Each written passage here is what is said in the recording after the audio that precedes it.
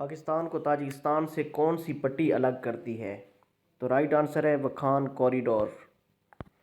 اب یہ افغانستان کا ایک تنگ پہاڑی علاقہ ہے جو شمال میں پاکستان کو تاجکستان سے الگ کرتا ہے۔ اس کی لمبائی تقریباً 350 کلومیٹر ہے۔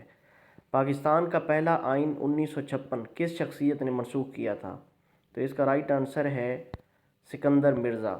اکثر طلباء غلطی سے ایوب خان لگاتے ہیں، لیکن آئین کو منسوخ صدر سکندر مرزا نے کیا تھا اور ایوب خان کو چیف مارشل لا ایڈمنسٹریٹر مقرر کیا تھا۔ کس ملک کو سفید ہاتھیوں کی سرزمین کہا جاتا ہے؟ تو اس کا رائٹ آنسر ہے تھائی لینڈ۔